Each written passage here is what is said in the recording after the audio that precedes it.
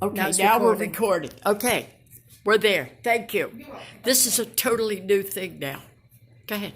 Hi, this is Linda Schell with Writers on the Air Afterwards, and today our guest is Robert Heron. He's written this wonderful poetry book called Poetry Rhymes Sometimes. Isn't that a great title? Poetry Rhymes Sometimes. And Robert came all the way down from Bradenton, but he originally came from much further away, Scotland. I think you can tell when you hear him talk.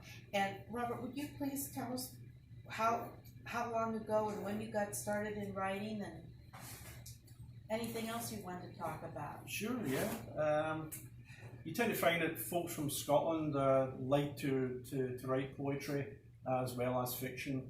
Our national animal is the unicorn, so it explains a lot about the folks who come from Scotland. We have a national bard, Robert Burns. In fact, we just celebrated his 261st birthday on the 25th of January this year. So we have a propensity to write poetry. We like the rhyme. Our Celtic, perhaps, background gives us a lilt to our voice, which is perfect for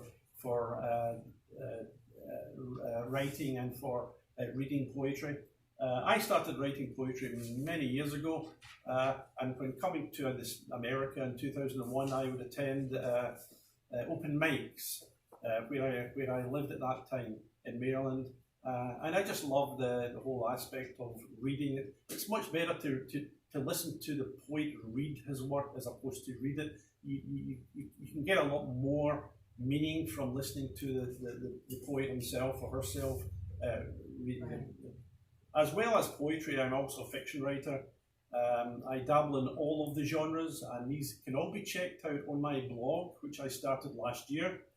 My blog can be found at www.robertheron, all one word, ROBERTHERON.net.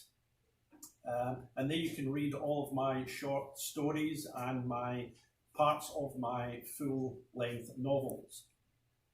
Recently, 2019, December of 2019, I was fortunate enough to enter and win the Sarasota Fiction Writers Short Story Contest. And this was judged blind by the head of creative writing at Ringling College. So I was very appreciative of his work. I was presented with a statuette as well as a check, but I haven't seen the check. It has disappeared into the coffers of my wife's purse. Perhaps one day to emerge without it.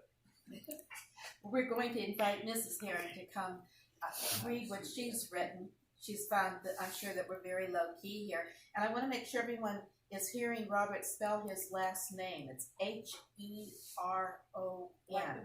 one R. And we thank you for listening in. We hope to see all of you next week. And remember, our open mic is free. Thank you so much.